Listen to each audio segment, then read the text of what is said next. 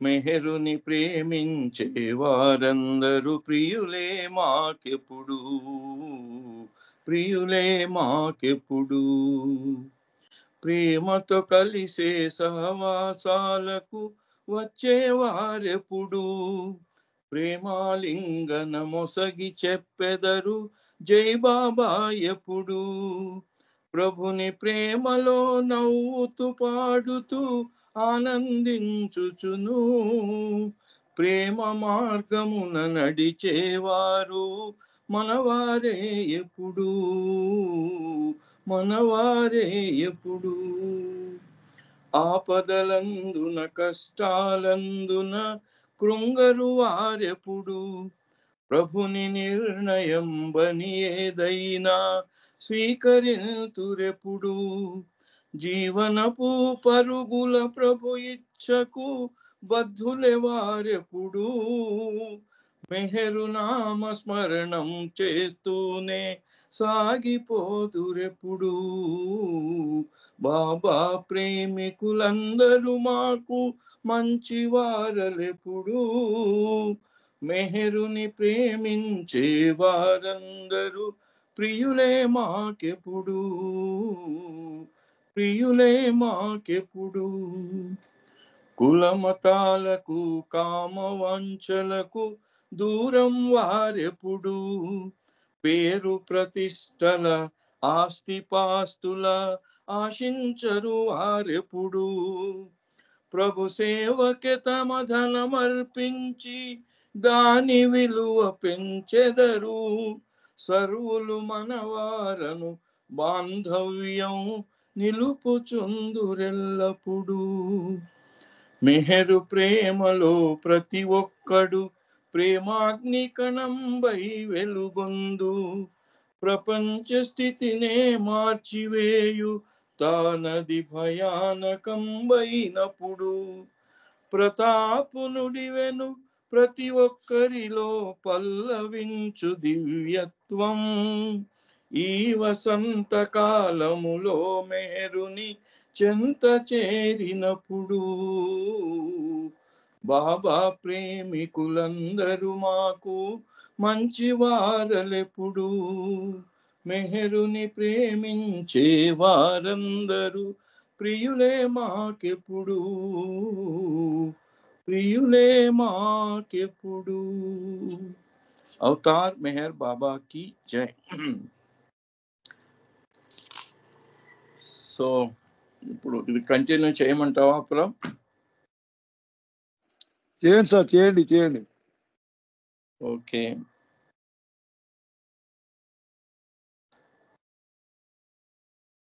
Avatar Meher బాబా की जय. 10th September ఈరోజు సరిగ్గా 93 సంవత్సరాల ముందు 1931 10 సెప్టెంబర్ రోజు దివ్య ప్రియతముడు మెహర్ ప్రభు మొట్టమొదటి ప్రపంచ పర్యటనలో రాజ్ పుటానా ఓడలో ఉన్నారు.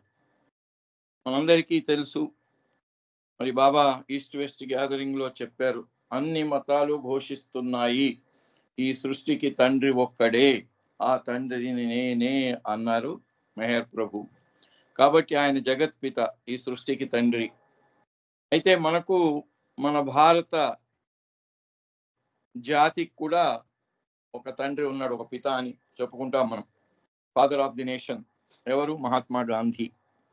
సో ఈ 10th సెప్టెంబర్ 1931 రోజున మన భారత జాతి పిత మహాత్మా గాంధీ, తర్వాత అవతార్ మెహర్ బాబా మన దివ్య ప్రియతముడు, సనాతనుడు, ఉన్నతోన్నతుడు. ఆయన 7th సెప్టెంబర్ రోజే స్పష్టంగా చెప్పాడు, నేను ఉన్నతోన్నతుణ్ణి అని. ఆయన జగత్పిత, భారత జాతి పిత. ఇద్దరు మరి కలవటం ఎక్కడ? సముద్రం మీద. మరి విష్ణుమూర్తి ఎప్పుడు సముద్రం మీదే ఉంటాడు పడుకొని అన్నట్టుగా, ఆ సముద్రం మీద ఆ శేషసాయికి బదులుగా రాజపుటానా అనేటువంటి ఓడమిలో ఉండి ఆ ఇద్దరు పితరులు కలిశారు. ఫస్ట్ టైం దాంట్లో కలిసినటువంటి సందర్భం. దాన్ని ఈ సందర్భంగా ఈరోజు ముచ్చటించుకోవాలి అని నాకు ఆ కోరిక కలిగి దాన్ని ప్రస్తావించుకుంటూ ఉన్నాం. అయితే గాంధీజీ రౌండ్ టేబుల్ కాన్ఫరెన్స్ కోసం లండన్కు వెళ్తున్నాడు. నిజానికి ఆయన ముందుగా శ్రీనగర్లో ఉన్నప్పుడు నేను వెళ్ళను అన్నాడు. అప్పటికే బాబాకు వేరే ఓడలో రిజర్వేషన్ కూడా అయిపోయింది. బాబా ఇంగ్లాండ్ వెళ్ళటానికి జంషెడ్ మెహతా గారు ఆయనకి బాబాకు వేరే ఓడలో రిజర్వేషన్ చేయించాడు. చేయించిన తర్వాత 11th అవర్లో గాంధీజీ నేను వెళ్తానన్నాడు. ఆయన స్పెషల్ ట్రైన్లో శ్రీనగర్ నుంచి బొంబాయికి తీసుకొచ్చారు. తీసుకొచ్చిన తర్వాత ఆయన వెళ్ళటానికి రాజపుటానాలో రిజర్వేషన్ చేయించారు. ఎప్పుడైతే ఈ విషయం తెలిసిందో బాబా అన్నాడు 2 రోజుల ముందే, అంటే అక్కడ గాంధీజీ వెళ్ళను అనేవాడు నేను వెళ్తాను అని ఎప్పుడైతే అన్నాడో అప్పుడే బాబా జంషెడ్ మెహతాకు చెప్పి, నాయన నువ్వు రిజర్వేషన్ చేయించినటువంటి ఆ ఓడలో రిజర్వేషన్ క్యాన్సల్ చేయించి రాజపుటానాలో చేయించు అన్నాడు. జంషెడ్ మెహతా అన్నాడు, ఏం బాబా 11th అవర్లో ఇప్పుడు చేయించమంటే ఎంత కష్టము, అది అంటే నువ్వు మేయరువు, కరాచీ మేయర్ ఆయన, నువ్వు మేయరువు, నీకు ఆ మాత్రం పలుకుబడి లేదా, నువ్వు ఎలాగైనా నాకు చేయించాలి అన్నాడు. అంటూ బాబా అన్నాడు, గాంధీజీ వెళ్తే నేను నాతోనే తీసుకెళ్తాను ఆయన్ను అన్నాడు. అలా ఆ సందర్భం వచ్చి వాళ్ళిద్దరు కూడా రాజపుటానా ఓడలో బయలుదేరి వెళ్ళారు. ఆ మొట్టమొదటి విజిట్ బాబా చాలా గోప్యంగా ఉంచారు. దాని కారణాలన్నీ ఇప్పుడు అక్కర్లేదు. సో అయితే బాబా, రుస్తుం, అలీ అని అతను, చాంజీ ముగ్గురు తీసుకొని బాబా బయలుదేరారు.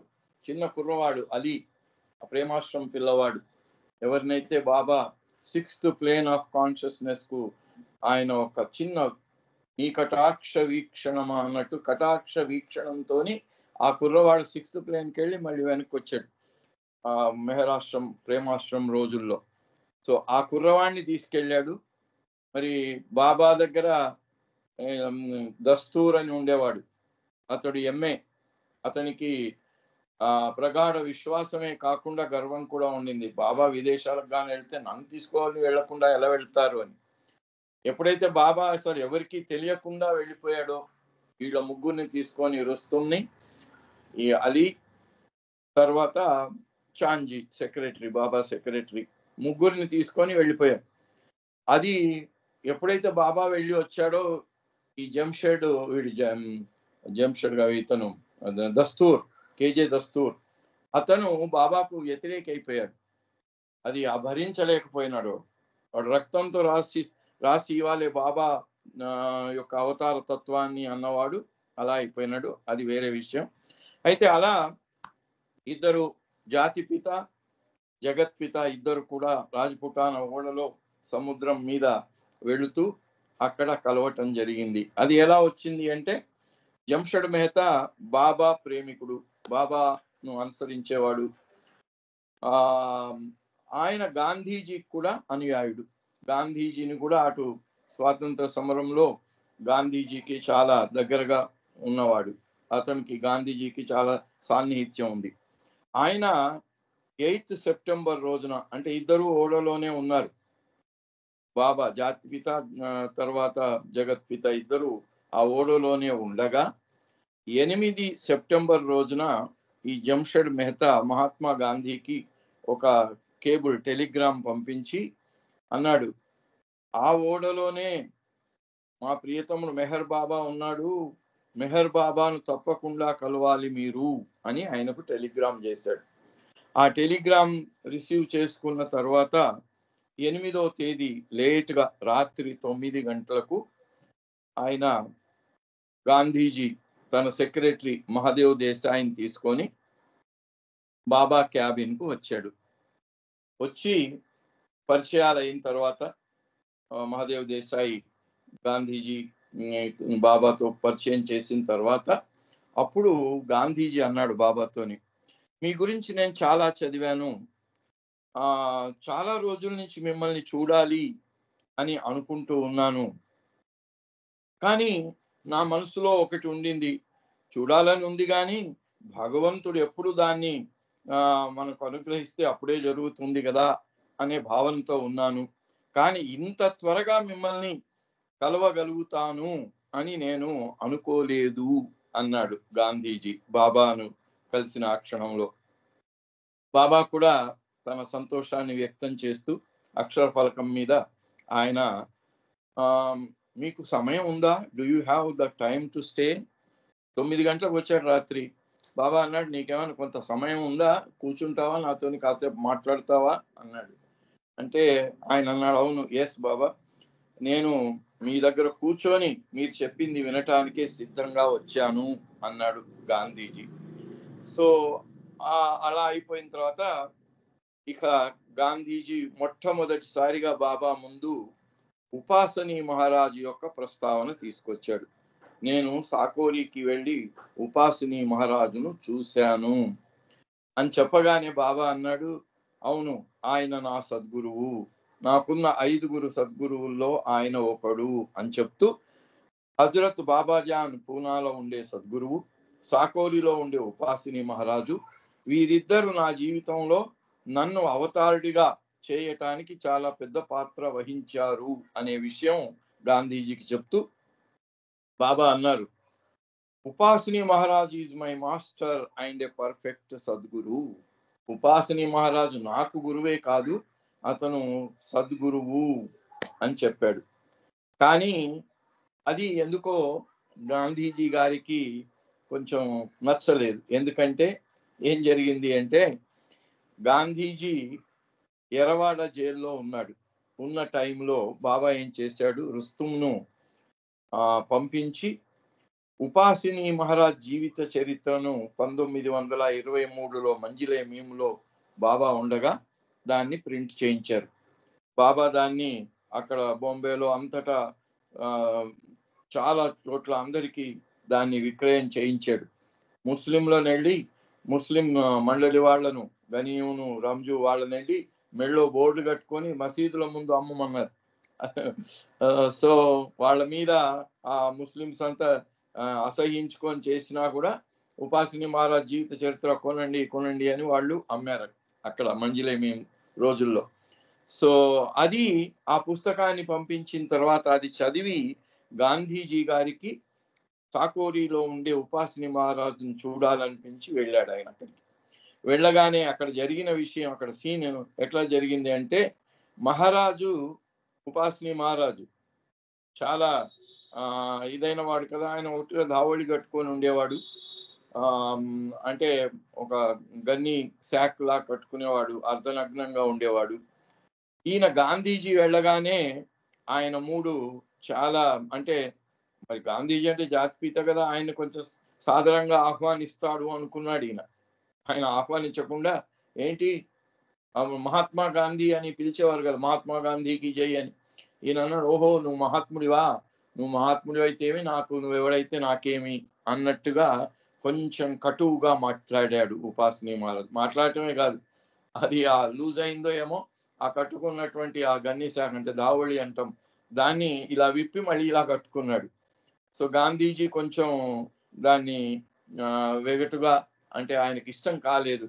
అక్కడ సరి అయినటువంటి ఆయనకు సంతోషం కలగలేదు కదా, ఏంటి ఈయనేం సద్గురు అన్నట్టుగా ఆ భావన కలిగింది. దాంట్లో అర్థం ఉంది అని చెప్తూ బాబూజీ అంటాడు, ఎందుకంటే ఆయన గాంధీజీ మహారాజుతో కాదు, ఆయన లింకు మెహర్ బాబాతో ఉంది. గాంధీజీ యొక్క లింక్ మెహర్ బాబాతో జోడించబడి ఉంది కనుక ఆయన, లేకపోతే ఆయన అక్కడికే లింక్ అయిపోయి ఉండిపోయేవాడేమో. అలా కాకుండా బాబాతో లింక్ అయి ఉండాలి గనక ఆయన కొంచెం ఆ రోజు ఆయనకు అయిష్టంగా ప్రవర్తించారు. అది ఆయన మనసులో ఉందన్నమాట. అందుకని ఆయన అన్నాడు, ఏమో మరి ఆ ఉపాసిని మహారాజ్ అంటే నాకేమి, మరి ఆయన సద్గురు అని అంత, ఆయన గురించి అంత పుస్తకంలో అంతా రాశారు కానీ నాకంత ఇది అనిపించలేదు. ఆయన నన్ను కనీసం రిసీవ్ కూడా చేసుకోకుండా తరిమేసినట్టుగా నన్ను వెళ్ళగొట్టాడు అన్నాడు. అప్పుడు బాబా ఆయన గురించి చెప్తూ, ఆయన జీవితంలో ఉపాసని మహారాజ్తో జరిగిన విషయాలన్నీ కూడా చాలా విపులంగా బాబా గాంధీజీకి ఎక్స్ప్లెయిన్ చేసి చెప్పారు. అయితే బాబాజాన్ ముద్దు పెట్టుకోవటం, ఉపాసిని మహారాజ్ దగ్గరికి వెళ్ళటం, ఆయన రాయితో కొట్టటం, ఆయన దగ్గర ఉపాసిని మహారాజ్ దగ్గర ఖండోబా ఆలయంలో జరిగిన ఈ సీను, తర్వాత సాకోరికి వెళ్ళి చాలా కాలం ఆయన దగ్గరికి వెళ్ళటం రావటం, ఇదంతా బాబా చెప్పి అయితే ఆ టైంలో బాబాజానేమో ముద్దు పెట్టుకొని నాకు దివ్యత్వం ఇస్తే, అక్కడి నుంచి మళ్ళీ సాధారణ ప్రాపంచిక చైతన్యానికి తీసుకువచ్చే పాత్ర ఉపాసిని మహారాజు నిర్వహించారు. ఆ సమయంలో నేను పడినటువంటి బాధ వర్ణనాతీతము అని. తర్వాత చాలా దీర్ఘకాలం నెలల తరబడి నేను ఉపవాసం వహించే ఉండేవాడిని, ఏకాంతంగా ఉండేవాడిని, అంత ఎవరితో కలవకుండా ఉండేవాడిని. అలాగే సైలెన్స్ ఫర్ లాస్, ఇప్పుడు కూడా బాబా ఉపవాసాలు, ఏకాంతవాసాలు, తర్వాత 1925 జూలై 10వ తేదీ నుంచి మౌనంగా ఉంటున్నాను అనే విషయం చెప్పి 6 సంవత్సరాల నుంచి నేను మౌనంగా ఉంటున్నాను. ఈ మౌనం ప్రారంభించిన తర్వాతే నేను ఒక ప్రత్యేకమైన రహస్య గ్రంథాన్ని కూడా రాయటం రాశాను. అప్పటికైపోయింది, 1931 కదా, అప్పటికైపోయింది. అది ఆ గ్రంథం రాశాను అని చెప్పి ఈ రకంగా వారి సంభాషణ కొనసాగిన తర్వాత బాబా ఇంగ్లీష్లో, గుజరాతీలో, ఎందుకంటే మహాత్మా గాంధీ కూడా గుజరాతీ కదా, అందుకని మధ్య మధ్యన గుజరాతీ, మధ్య మధ్యన ఇంగ్లీష్లో చదువు జరుగుతుంది. దాంట్లో ఇది అక్షర ఫలకం మీద బాబా చూపిస్తూ ఉంటే చాంజీ దాన్ని చదివి వినిపించటం జరుగుతుంది. అప్పుడు గాంధీజీ అడిగారట, మీరు ఆ పుస్తకం రాశారంటున్నారే మౌనం ప్రారంభం చేసిన తర్వాత, మరి ఆ బుక్ ఎక్కడుంది అని అడిగారు. అయితే బాబా అక్కడ పక్కనే ఉన్న ఒక ట్రంక్ ఉంది, ఇనుప పెట్టెని చూపించి, ఇదిగో ఆ పెట్టెలో పుస్తకము అని చూపించారు. ఆ పెట్టెలో ఉంది అన్నారు. అప్పుడు గాంధీజీ అడిగారు బాబాని, నేను ఆ పుస్తకాన్ని చదవచ్చా అని. అప్పుడు బాబా అన్నారు, నీకు ఆ పుస్తకం చదివేంత సమయం ఉందా అని అడిగితే బాబా అన్నారు, నేను ఎలాగైనా సమయాన్ని చిక్కించుకుంటాను, సమయాన్ని కేటాయించుకొని మరి అంత ఇదిగా మీరు రాసిన పుస్తకం చదవాలి కదా అన్నారు. తప్పకుండా నేను దాన్ని చదువుతాను, దాన్ని నాకు ఇవ్వండి అన్నాడు. ఆ సమయంలో బాబా ఆ టాపిక్ మార్చేసి బాబా ఆయనకు సందేశం చెప్తున్నారు. అంతటా యావత్ విశ్వం అంతా కూడా ఆనందమే నిండి ఉంది. ప్రతి చోట అణువున ఏముంది? ఆనందం నిండి ఉంది. నథింగ్ ఎల్స్, ఇంకా వేరే ఏం లేదు. కానీ people do not know it. నిజానికి జనులందరూ కూడా ఆ విషయమే తెలియదు చాలా మందికి, అంతటా ఆనందం నిండి ఉంది అనేది. అయితే ఇది ఏదో ఇప్పుడు నేను చెప్తున్నాను, వినటం ద్వారా కానీ, మాట్లాడటం ద్వారా కానీ, పుస్తకాలు చదవటం వల్ల కానీ దీనివల్ల ఆ ఆనందము దొరకదు. దానికోసం ఆ ఆనందం అనుభవానికి రావాలి అంటే ముందు భగవంతుని అనుభూతి కలగాలి. అనంతుడైనటువంటి భగవంతునితో ఏకత్వం సిద్ధిస్తే ఆ ఆనందం మనకు లభిస్తుంది. ఆ ఎక్స్పీరియన్స్ అనేది, ఆ అనుభూతి అనేది అది ఎవరో ఇవ్వాల్సింది కాదు, అది మనలో, ఎందుకంటే లోపల ఉండేదే కనుక ఆ మన లోపల మనం అనుభవించాలి.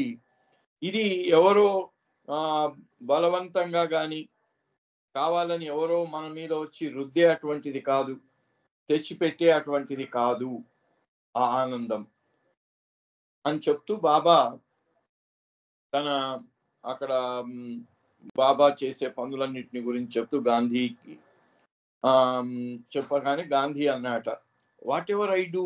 అప్పుడు ఆయన గాంధీ వైపు నుంచి ఆయన చెప్తున్నాడు, నేనేం చేసినా కూడా నేను నా మీదే ఆ బాధ్యత అంతా పెట్టుకుంటాను, నా నెత్తి మీద పెట్టుకుంటాను. ఆ తర్వాత ఆ పనంతా అయిపోయిన తర్వాత అంతర్గతంగా నా లోపల నేను అంతా కూడా చేసిందంతా కూడా భగవంతుని పరంగా వదిలేస్తాను. ఎందుకంటే నా బాధ్యతను నేను ఏమరవదలుచుకోలేదు. భగవంతుడికి తప్ప నేను నేను ఆ బాధ్యతను తప్పించుకొని ఇంకొకళ్లకు ఇవ్వదలుచుకోలేదు. మరి భగవంతుడు ఆ మానవాతీతమైనటువంటి సర్వజ్ఞుడు గనుక ఆయనకు వదిలేస్తా గాని నేను ఇంకోళ్ళకి ఎవరికి వదిలివేయను అన్నాడు. అప్పుడు బాబా అన్నాడు, నేను బాధ్యత వహించి అన్ని నేనే చేస్తాను అన్నాడు Gandhi.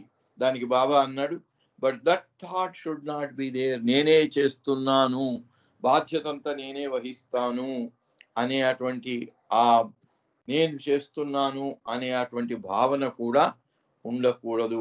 I do, I think, I renounce, I suffer, I do everything for others.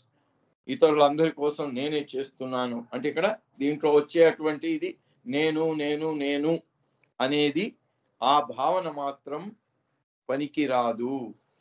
ఎందుకు? ఈ ఆలోచనలన్నీ కూడా, ఈ భావనలన్నీ కూడా ఉండకూడదు. ఎందుకంటే to the detriment of others, one tries to know and understand God. It creates terrible sanskaras. ఎందుకంటే ఆ నేను నేను అనే దాంతోని చేసేవన్నీ కూడా సంస్కారాలను అంటే కర్మబంధాలను అవి సృష్టిస్తాయి అని బాబా గాంధీజీకి చెప్పాడు. అయితే అప్పుడు గాంధీ అడుగుతున్నాడు బాబాను, please give me any advice you have. అలా కర్మబంధాలు అంటుకోకుండా మరి ఏం చేయాలో మీ దగ్గర ఏమైనా దానికి తగిన పద్ధతి ఏదైనా ఉంటే, మీ సలహా ఏదైనా ఉంటే ఇవ్వండి అన్నారు. అప్పుడు బాబా అంటున్నారు, నువ్వు ఈ స్వాతంత్ర సమరయోధం ఇప్పుడైతే ప్రస్తుతం రౌండ్ టేబుల్ కాన్ఫరెన్స్ కు వెళ్తున్నావు కదా, అక్కడ చర్చలు అన్నీ అయిపోయిన తర్వాత నువ్వు దాని నుంచి ఫ్రీ అయిన తర్వాత నువ్వు ఇవన్నీ వదిలేసి ఏకాంతవాసంలోకి వెళ్ళిపో. ఏదో ఒక ఏకాంతంగా ఉండే స్థలంలో ఏకాంతవాసంలోకి వెళ్ళిపో. 24 గంటలు ఓన్లీ భగవంతుని గురించే ఆలోచించు. ఎందుకంటే భగవంతునిలో ఐక్యం కావాలి అనే అటువంటి ఆ గమ్యాన్ని స్మరించుకొని 24 గంటలు ఆ భగవంతుని స్మరణలో ధ్యాసలోనే ఉండు. This is the best. నీకు ఇది నిజంగా చాలా ఉత్తమమైనటువంటి మార్గము. ఇది చాలా సులభమైంది కూడా. చాలా easiest and the shortest path. నీకు ఇది చాలా సులభమైంది, చాలా దగ్గరి దారి అన్నారు. ఆ సమయంలో నువ్వు అట్లా ఏకాంతవాసంలో ఉండేటప్పుడు come and stay with me far some days. అప్పుడు వచ్చి నువ్వు నా దగ్గర నా సమక్షంలో కొద్ది రోజులు గడుపు. అప్పుడు దానికి గాంధీజీ అన్నాడు, God himself will bring that about. అంటే నేను చేస్తాను అనలేదు ఆయన. అనకుండా మరి భగవంతుడే ఎప్పుడో ఒకప్పుడు అలా నేను చేయగలిగేటట్టు చెయ్యాలి, భగవంతుడే చెయ్యాలి అన్నాడు. He will grant me understanding and create the circumstances. ఆయన నాకు అలాంటి అంటే బాబా చెప్పగానే ఆయనకు అలా చేస్తా అనే అటువంటి నిర్ణయం రాకుండా భగవంతుడే మరి ఎప్పుడో ఆయన నేను అది అర్థం చేసుకొని అలా చేసేలాగా చేయాలి అన్నాడు. అంటే భగవంతుని మీద వదిలేశాడు అనమాట. I look forward to that day. ఆ రోజు ఎప్పుడు వస్తుందో దానికోసం చూస్తూ ఉంటాను అన్నాడు. I wish to see you speaking. అంతేకాకుండా ఆయన అన్నాడు, బాబా మీరు ఇలా మౌనంగా ఉన్నారు 6 ఏళ్ళ నుంచి, మీరు మాట్లాడుతుంటే చూడాలని ఉంది నాకు అన్నాడు. బాబా తల ఊపారు. సో ఇక ఆ పుస్తకం చదవాలి అనే అటువంటి అభిప్రాయం గాంధీజీ వ్యక్తం చేశారు కదా. అప్పుడు ఆ పెట్టె వైపు చూపించి గాంధీజీ అన్నాడు, అది ఆ పుస్తకం చదవాలని చెప్పాను కదా, అంటే ఆ పుస్తకం నాకు ఇస్తారా అని అటువైపు చూపించారు గాంధీ. చూపించగానే బాబా ఏమన్నారంటే, unfortunately the key has been left behind in India. పెట్టయితే మాతో వచ్చింది కానీ దానికి మేము తీసుకురావటం మర్చిపోయాము అన్నారు Baba. I will have it opened, నేను దాన్ని తెరిపిస్తాను అన్నాడు గాంధీ. అంటే బాబా మరి దాని సంబంధం ఏమిటో బాబాకు గాంధీజీకి బాబాకు ఆ పెట్టెను అప్పచెప్పారు. బాబా అప్పచెప్పి ఆయనకు చెప్పారు, ఇది ఓపెన్ చేయించి దాన్ని అలాగే తీసుకొని రండి, ఎందుకంటే ఇది ఇంకొకళ్ళు ఎవ్వరు చూడకూడదు, మీరెవ్వరికి చూపించకూడదు. మీరు ఏం చదవాలో కూడా దాంట్లో ఆ పేజీలు నేనే విప్పి మీకు ఇస్తాను. ఆ పేజీలు నేను చూపించిన పేజీలు మాత్రం మీరు చదవండి.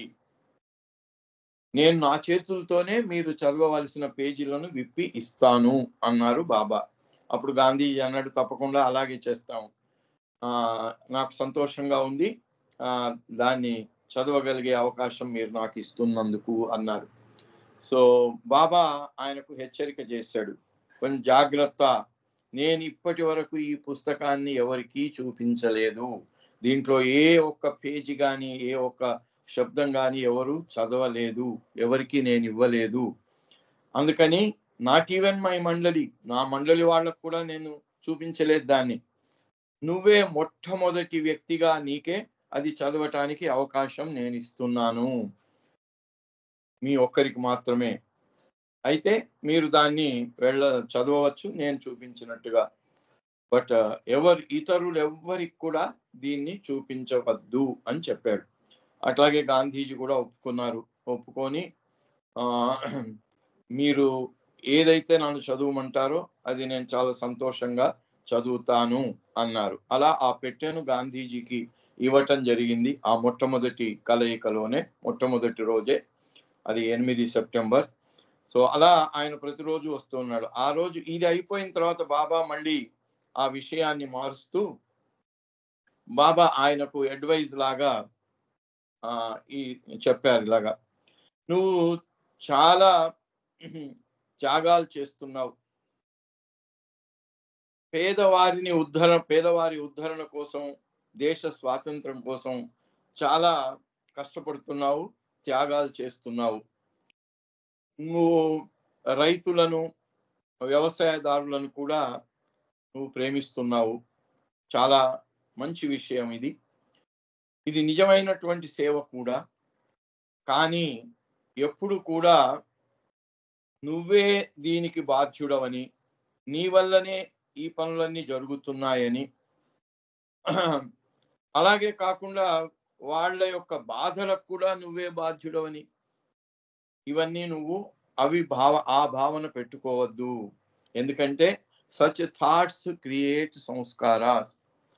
వాళ్ళ బాధలు పంచుకోవాలనుకున్నా మీకు, అలాగే వాళ్ళ బాధలను నివారణ చేయటానికి ఆ బాధ్యత పూనుకొని నేను చేస్తున్నాను అని అనటం ద్వారా కూడా నీకు సంస్కారాలు వస్తాయి. The thought however is there and that brings trouble. అక్కడ నేను చేస్తున్నాను, నాదే బాధ్యత అని నేను అనేది ఎంత గట్టిగా ఉంటే అంత గట్టి సంస్కారాలు వస్తాయి. నువ్వు అంతేకాకుండా ట్రై టు ప్లీజ్ ఆల్, అందరినీ సంతోషపరచాలి అనేటువంటి ప్రయత్నం చేస్తున్నావు. And don't wish to hurt others feelings, ఇతరుల భావనలను నొప్పించకుండా ఉండాలనే ప్రయత్నం కూడా చేస్తున్నావు. But considering the numerous parties, కానీ మీలో ఉన్నటువంటి రకరకాలైనటువంటి పార్టీలు ఉన్నాయి, అక్కడ మళ్ళీ కులాలు, మతాలు, ఈ తెగలన్నీ ఉన్నాయి. It is not possible for you to keep all pleased. కాబట్టి ఇన్ని రకాలైనటువంటి భేదాభిప్రాయం కలిగిన గ్రూపులు నీతో ఉన్నాయి గనుక అందరినీ సంతోషపరచటము అనేది నీకు సాధ్యపడే విషయం కాదు అన్నారు. మీరు ఒకవేళ హిందువులను సంతృప్తిపరచడానికి ఏదైనా చేశారనుకోండి, దాంతోని ముస్లిమ్స్ యొక్క ఫీలింగ్స్ హర్ట్ అయిపోతాయి. అలాగే వాళ్ళకేదో చేయాలనుకుంటే వీళ్లకు, అట్లా ఒక్కొక్క గ్రూప్కి నువ్వు ఏదో చేయాలనుకున్నప్పుడు, వాళ్లకు ఇష్టమైంది ఏదో చేయటానికి పూనుకున్నప్పుడు మిగిలిన వాళ్ళు దానివల్ల వాళ్ళు అసంతృప్తికి లోనవుతారు. అలాగా కాంగ్రెస్ వాళ్ళు ఇతరులను, కాంగ్రెస్ వాళ్ళని కాకుండా ఇతరులను సంతృప్తి పెట్టాలి, వాళ్ళకి ఏదో సాయం చేయాలనుకుంటే కాంగ్రెస్ వాళ్ళు దానికి అడ్డుపడతారు. So you are always in a fix. కాబట్టి నువ్వు ఎప్పుడు కూడా ఇలాంటి కఠినతరమైనటువంటి పరిస్థితుల్లో పడిపోయి ఉంటావు. కానీ ఇప్పటి నుంచి దీని ఫలితం అంతా కూడా చేయటం మాత్రమే. ఎలాగైతే గీతలో చెప్పారో కర్మణ్యేవాధికారస్తే మా ఫలేషు కదాచిన. నువ్వు చేయటం ఒకటే నీ బాధ్యత, ఫలితం భగవంతుడికి వదిలేయాలి అని అటువంటిది చెప్తూ Baba leave the results of your actions to God. భగవంతుడికి వదిలేయి. నువ్వు చేసింది అది నీవు అనుకున్నట్టుగా అవుతుందా, నీకు విరుద్ధంగా అవుతుందా, అది భగవంతుడికి వదిలేయి. రెండింటిని సమానంగా స్వీకరించు. Which will bring you satisfaction. దానివల్ల నీకు సంతృప్తి కలుగుతుంది. Your aim is good and highly praiseworthy. నీ ఉద్దేశం చాలా మంచిది. అప్పుడు బాబా ఇంకా అలాగే చాలా 2 గంటలు, 9 గంటలకు వస్తే 10:30 దాకా ఉన్నారు గాంధీజీ. అలా అది జరిగిన తర్వాత గాంధీజీ బాబా యొక్క మౌనాన్ని గురించి కొనియాడుతూ ఆయన అన్నాడు, అబ్బా నాకు చాలా ఆశ్చర్యం కలుగుతుంది, మీరు 6 సంవత్సరాలుగా ఇంత సైలెంట్ గా ఉండి మౌనాన్ని వహించి, నేనేమో వారానికి ఒకరోజు మాత్రం మౌనం చేస్తాను, అదే కష్టంగా ఉంటుంది నాకు. How small it is before your silence. నేను చేసే వారానికి ఒకరోజు చేసే సైలెన్స్ మీ సైలెన్స్ ముందు అది ఎంత ఏ పాటి అని చెప్తూ, I understand the significance of silence. You have been silent for 7 years and when you speak what untoward events will take place. I am astonished. మీరు మాట్లాడినప్పుడు ఏం జరుగుతుందో అని నాకు చాలా ఆదుర్దాగా ఉంది అని కూడా అని ఆ రాత్రి 10:30 గంటలకి గాంధీజీ వెళ్ళిపోయారు. తర్వాత మరునాడు 9 సెప్టెంబర్ 1931, 10 సెప్టెంబర్ 1931 ఆగా అల్ని, రుస్తుం, చాంజీ అందరినీ కూడా తన క్యాబిన్ లోకి పిలిచారు. అలాగే గాంధీజీ కూడా మళ్ళీ ఆ అవకాశాన్ని పోగొట్టుకోకుండా ప్రతిరోజు రాత్రి వచ్చి బాబా దగ్గర ఉండి ఆయన సందేహాలన్నిటినీ కూడా తీర్చారు. అయితే గాంధీజీ రాగానే చేతులు జోడించి బాబాకు ప్రణామం చేస్తూ బాబా దగ్గరికి వచ్చాడు.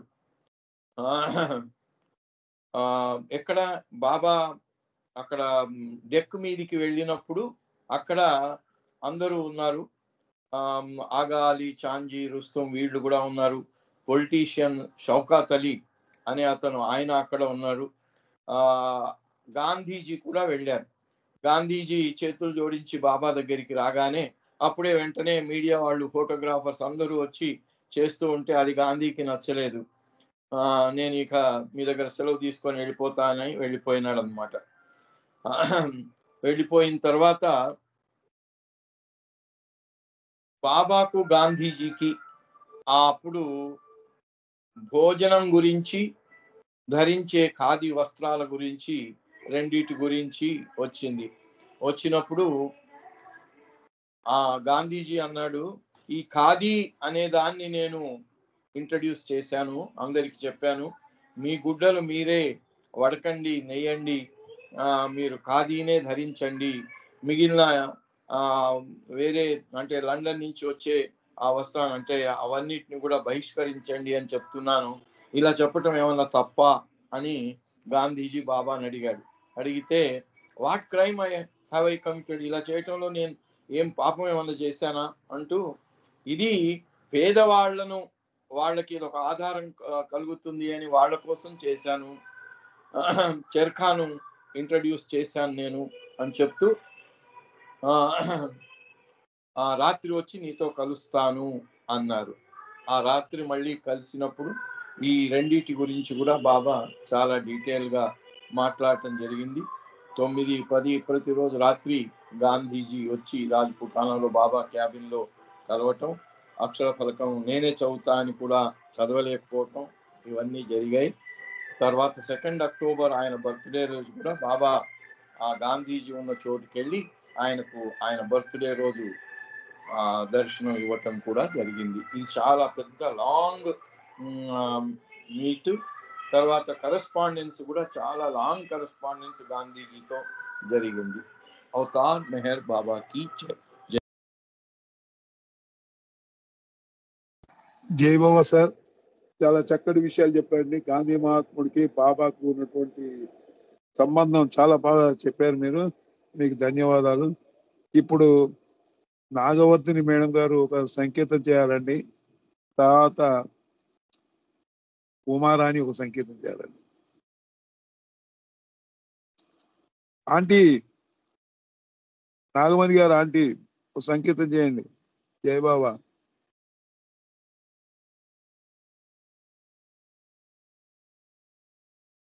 జై బాబా. నాగవర్ధిని గారు, జై బాబా ఆంటీ సంకేతం చేయండి. వెళ్ళిపోయారండి.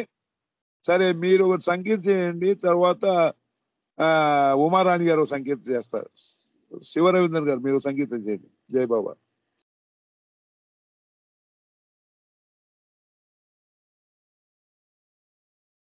అరుణ గారు మీరు సంగీతం చేయండి. అవతార్ మెహర్ బాబాకి జై. ప్రియమారా పిలిచాను ప్రియతమ బాబా, ప్రియమారా పిలిచాను ప్రియతమ బాబా. ఓ ప్రేమ సాగరా మమ్మేల రాధరా, ప్రభువా అవతార్ మెహర్ బాబా. ప్రియమారా పిలిచాను ప్రియతమ బాబా. క్షణమైన నిన్ను విడలేను బాబా, కనులార నిన్ను చూడాలి బాబా. క్షణమైన నిన్ను విడలేను బాబా, కనులార నిన్ను చూడాలి బాబా. కరుణాంతరంగా మము కరుణించుము బాబా, కరుణాంతరంగా మము కరుణించుము బాబా. కదలి రవయ్యా మా కథలు వినవయ్యా, కదలి రవయ్యా మా కథలు వినవయ్యా. ప్రభువా అవతార్ మెహర్ బాబా, ప్రియమారా పిలిచాము ప్రియతమ బాబా, ప్రియమారా పిలిచాను ప్రియతమ బాబా. ఓ ప్రేమ సాగరా మమ్మేల రాధరా, ప్రభువా.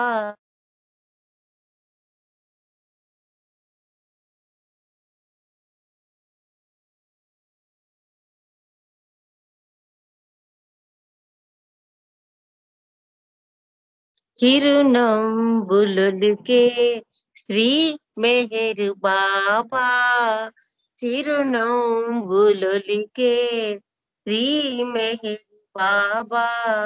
ఆనందమొసగే పరమానంద రూపా, చిరునవ్వులొలికే శ్రీ మెహర్ బాబా. ఆనందమొసగే పరమానంద రూపా. ఒకసారి నీ ప్రేమను చవి చూపు బాబా, ఒకసారి నీ ప్రేమను చవి చూపు బాబా. కదలి రావయ్యా మా కథలు వినవయ్యా, కదలి రావయ్యా మా కథలు వినవయ్యా. ప్రభువా అవతార్ మెహర్ బాబా, ప్రియమారా పిలిచాను ప్రియతమ బాబా, ప్రియమారా పిలిచాను ప్రియతమ బాబా, ప్రియతమ బాబా. ధన్యవాదాలు మేయర్ ప్రీతమ్మ. అందరికీ జయ బాబా. అపరవన్నయ్య గారు మీకు జయ బాబా. జయ బాబా అమ్మ, జయ బాబా. ఇప్పుడు ఉమారాణి గారు సంకేతం చేయాలండి. జయ బాబా. జై బాబా. అవతార్ మెహర్ బాబా की जय. నీ పద సేవయే భాగ్యమయా పరమాత్మా శ్రీ మెహర్ బాబా.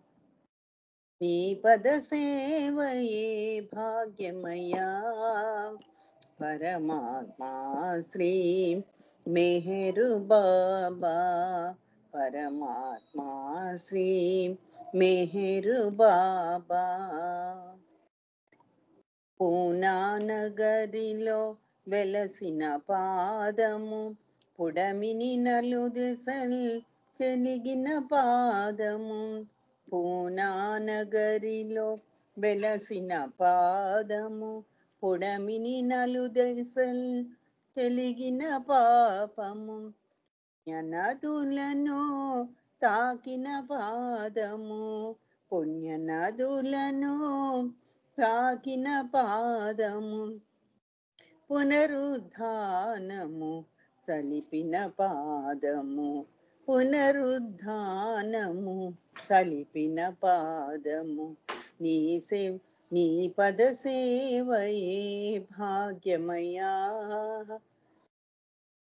మెహరాబాదున వెలసిన పాదము, దైవ సన్నిధిని చూసిన పాదము.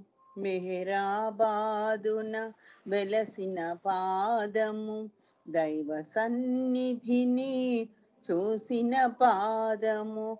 ప్రేమ సిరులను పంచిన పాదము, ప్రేమ సిరులను పంచిన పాదము. దివ్య ప్రసాదము నొసగిన పాదము, దివ్య ప్రసాదము నొసగిన పాదము. ఈ పద సేవయే భాగ్యమయా. బ్రహ్మాదులు తొలి కొలచిన పాదము, బ్రహ్మానుభవమును ఒసగిడి పాదము. బ్రహ్మాదులు తొలి కొలచిన పాదము, బ్రహ్మానుభవమును ఒసగిడి పాదము. సురముని గణములు కడిగెడు పాదము, సురముని గణములు కడిగెడు పాదము. సర్వమంగళము నీ పదయుగళము, సర్వమంగళము నీ పదయుగళము. నీ పద సేవయే భాగ్యమయా పరమాత్మా శ్రీ మెహర్ బాబా, పరమాత్మా శ్రీ మెహర్ బాబా. నీ పద సేవయే భాగ్యమయా. అవతార్ మెహర్ బాబా की जय. థ్యాంక్ యూ అప్పారావు గారు. జై బాబా. జై బాబా అండి. నెక్స్ట్ ఇప్పుడు ఇంకోటి ఉమగారు ఉన్నారు యుఎం. ఇంకో ఉమగారు సంగీతం చేయండి. హలో, జై బాబా అండి. జై బాబా చేయమ్మా. బాబాకి జై.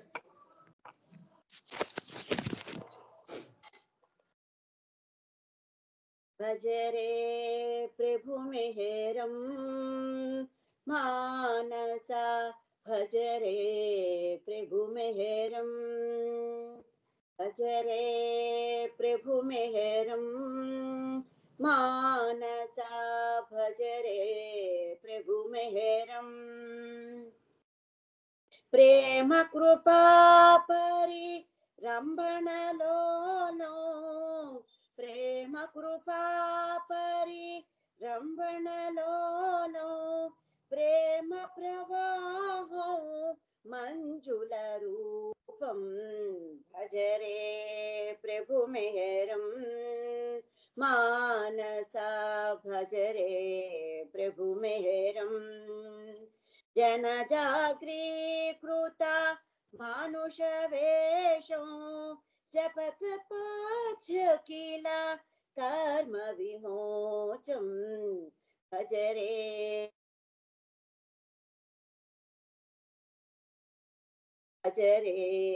प्रभु मेहरम भय माया वृता मानस दीपो भवबन्धादिका पाप विनाशम भज रे प्रभु मेहरम मानसा भज रे प्रभु मेहरम राम कृष्ण गौतमादि स्वरूपं येसु महम्मदु ईश्वर तत्त्वं भज रे प्रभु मेहरम मानसा भज रे प्रभु मेहरम पंच सद्गुरादेशित ब्रह्मौ मौन सुभूषिता मोहन मूर्तिं भज रे प्रभु मेहरम मानसा भज रे प्रभु मेहरम वरपूर्णानगराश्रित भव्यं करसंनादिका भाषण चतुरं भज रे प्रभु मेहरम मानसा भज रे प्रभु मेहरम भज रे प्रभु मेहरम मानसा भज रे प्रभु मेहरम अवतार मेहर बाबा की जय thank you Baba thank you Apparao గారు జై బాబా అండి అందరికి జై బాబా జై బాబా జై బాబా అండి. ఇప్పుడు ప్రేయర్ శారదా ప్రసాద్ గారు మీరు ప్రేయర్ చాలా స్లోగా చేయండి, ఎందుకంటే టైం కూడా కవర్ చేసుకోవాలి మనం. స్లోగా చేయండి. జై బాబా. అవతార్ మెహర్ బాబా కి జై. Prayer.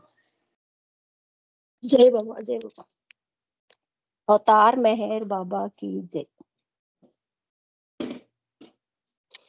O Parvardigar, the preserver and protector of all, you are without beginning and without end, non-real, beyond comparison, and none can measure you. You are without color, without expression, without form, and without attributes.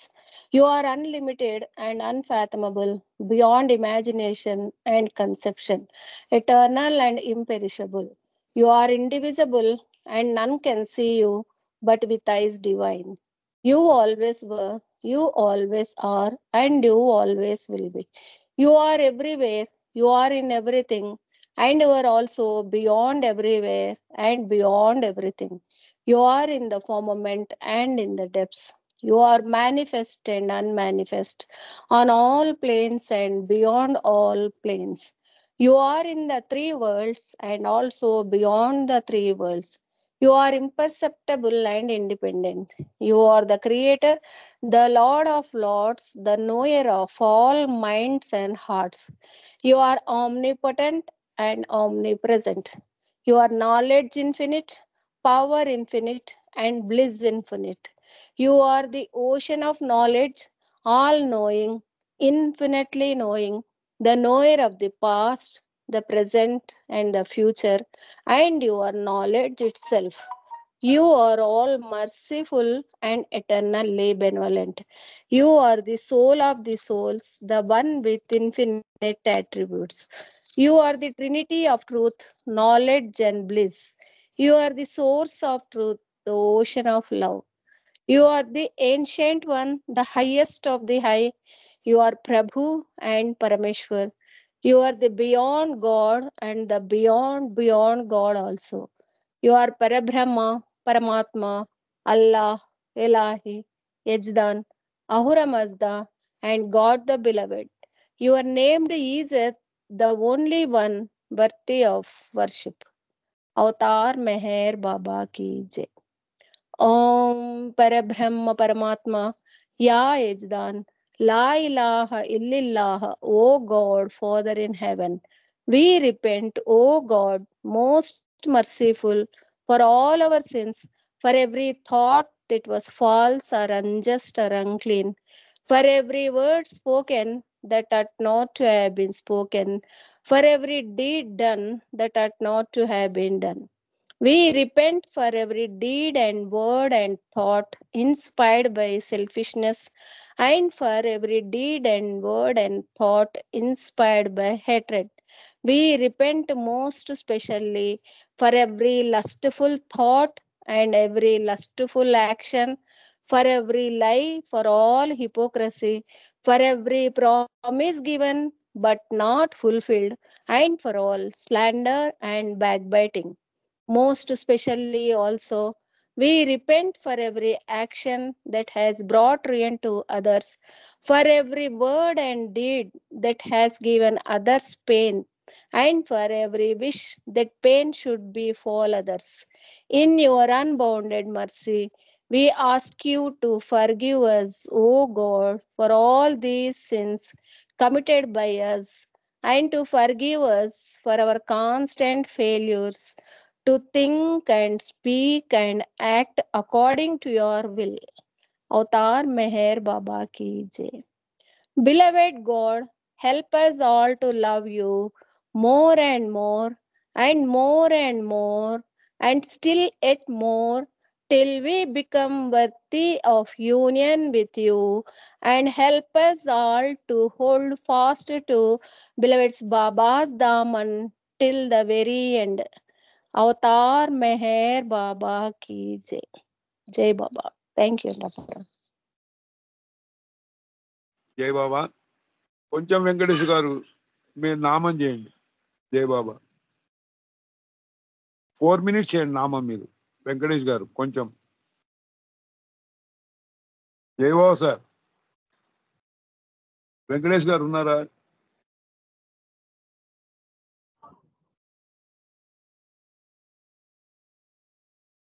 Okay.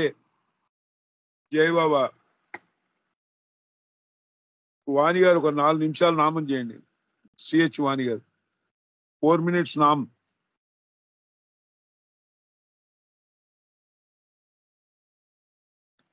వాణి గారు. జై బాబా.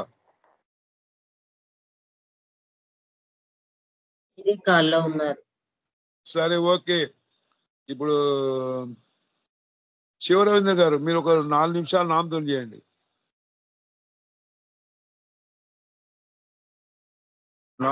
నాలుగు నిమిషాలు నామం. బాబా की जय. मेहरु बाबा, मेहरु बाबा, मेहरु बाबा, मेहर बाबा, मेहर बाबा, मेहर बाबा, मेहर बाबा, मेहर बाबा, मेहरु बाबा, मेहरु बाबा, मेहरु बाबा, मेहर बाबा, मेहर बाबा, मेहर बाबा, मेहर बाबा, मेहर बाबा, मेहर बाबा, मेहर बाबा, मेहर बाबा, मेहर बाबा, मेहर बाबा, मेहर बाबा, मेहर बाबा, मेहर बाबा, मेहर बाबा, मेहर बाबा, मेहर बाबा, मेहर बाबा, मेहर बाबा, मेहर बाबा. Avatar Meher బాబాకి జై. సత్యవాన్ గారు జై బాబా అండి. నామస్మరణ. జై బాబా. జై బాబా అండి. ఇప్పుడు మన సార్ మీరు మీరు ఆర్తి పాడతారండి లేదు నన్ను పాడమంటారా రామకృష్ణ గారు? జై బాబా.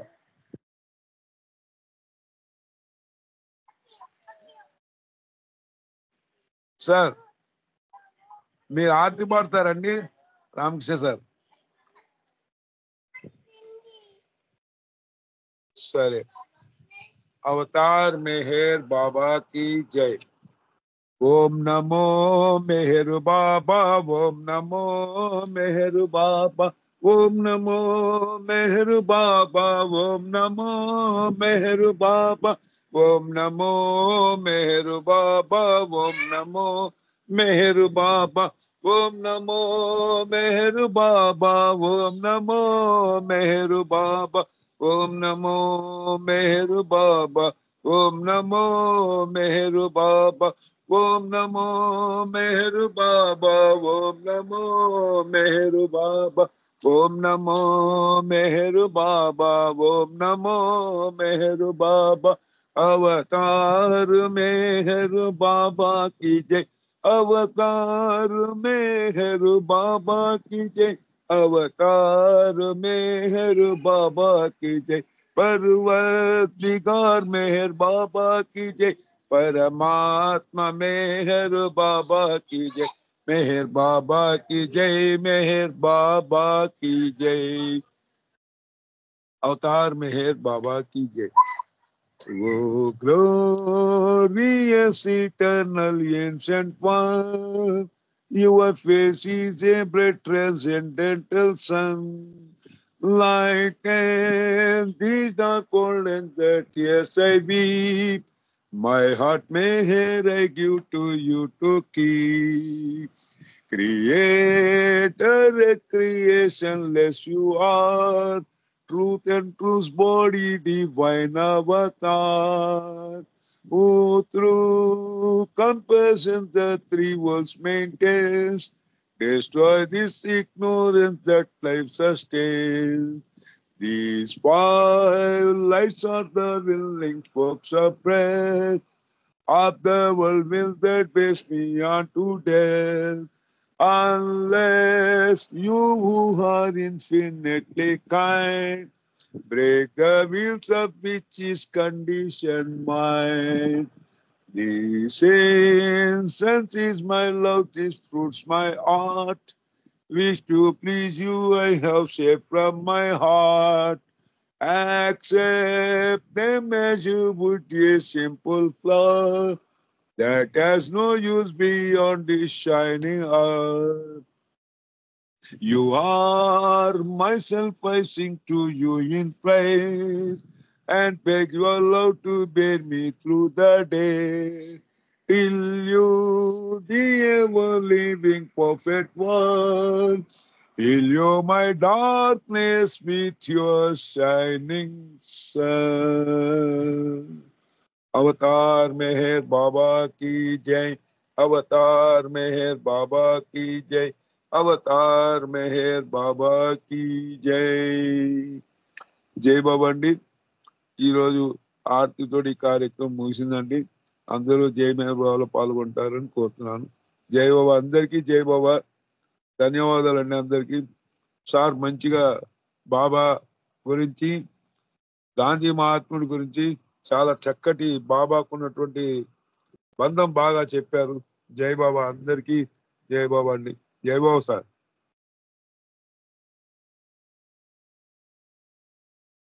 జయ బాబా అండి అందరికీ.